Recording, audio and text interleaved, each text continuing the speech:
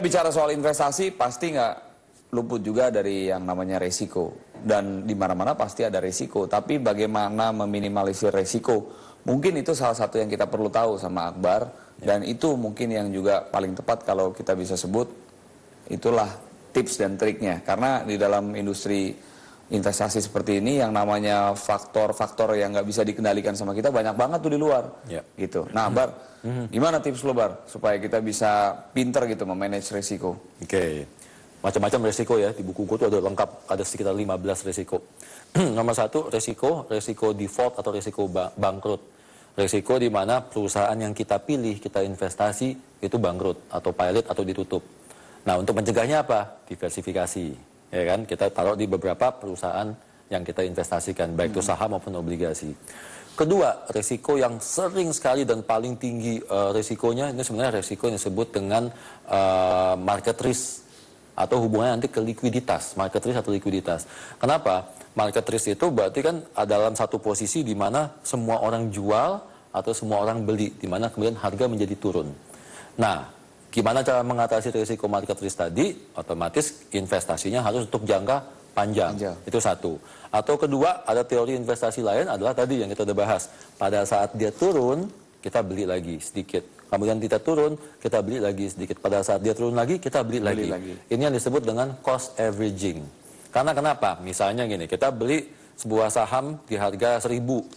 Harganya turun nih menjadi 500. Kalau kita beli lagi, misalnya punya 10, pada saat kita beli lagi yang 10 berikutnya di harga 500, cost harga saham gue yang pertama nggak 1.000, tapi menjadi 750. Berarti kerugiannya apa? Kerugiannya 10 kali 750, ya kan? Karena kenapa? Kerugian dari yang pertama diserap oleh pembelian saham yang keduanya. Gitu. Nah, itu yang disebut dengan cost averaging.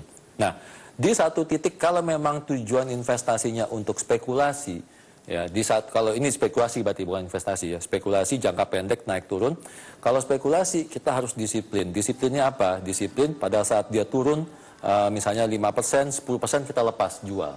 Itu kalau kita mau spekulasi. Tapi kalau kita mau investasi turun, kita justru beli. Ya. Gitu. Jadi jangan takut kalau untuk spekulasi, jangan takut mengambil decision kapan kita harus lepas. Karena kita belum tahu kapan saham tersebut akan bertahan. Kalau ternyata saham tersebut turun terus, berarti kita diamkan aja. Kalau memang kita telat lepas, diamkan aja karena loss yang ada di atas sampai kapan tapi? Sampai kapan? Sampai di titik kita butuh uangnya. Karena loss yang terjadi pada saat itu yang disebut dengan unrealized loss atau kerugian yang belum terrealisasikan. Pada saat kita tarik uangnya itu baru menjadi realized loss. Tapi kenapa kebanyakan di market kita yang terjadi kalau baru turun aja sedikit orang langsung kayak geger terus dijual lagi semuanya, dan ada pendapat gini, nggak apa-apa deh gue rugi, asal jangan ruginya nanti banyak, karena kalau makin ditahan makin rugi. Itu gimana, Pak? Karena balik lagi, orang kemudian melihat ini sebagai suatu wahana spekulasi kan. Turun 2%, 5% dia jual, dia harapkan dengan turun lagi jadi 10%, 15% dia beli di bawah. Supaya nanti pada saat dia naik lagi, rebounds istilahnya, dia udah untung pada saat dia jual di atas. Gitu. Nah, oke. Ya, kan? Ya mungkin ada yang mau di-recap nggak, Bar? Ada yang mau dirangkum nggak? Dirangkum. Balik lagi. Yang namanya investasi, kita nomor satu harus mengetahui usia dulu. Semakin kita muda, berarti semakin kita harusnya agresif. Rules of thumb-nya tadi kan 75 minus usia, itu seyogianya. Itu di Indonesia ya? Itu di Indonesia. Untuk mereka yang moderat ya. Seyogianya itu yang dimasukkan ke produk-produk yang agresif. Ya. Kemudian tujuan investasinya jangka pendek, jangka menengah, jangka panjang. Kalau kita tujuan investasi jangka pendek, jangan pernah sekali-sekali uang tersebut masuk ke produk yang agresif jangka panjang seperti saham, kecuali tujuannya buat spekulasi, jual beli dan lain sebagainya. Ya kan? Kemudian carilah informasi sebanyak-banyaknya. Ya, itu bisa baca di koran, bisa di majalah, bisa melalui broker dan lain sebagainya sebelum mengambil tindakan atau decision untuk investasi. Oke, thank you, Bar.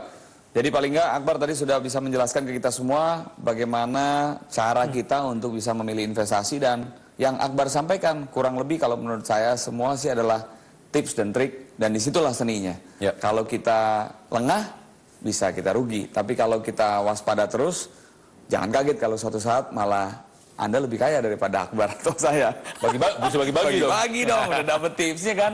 Oke, keep Jakarta clean karena kita semuanya perlu Jakarta ini bersih.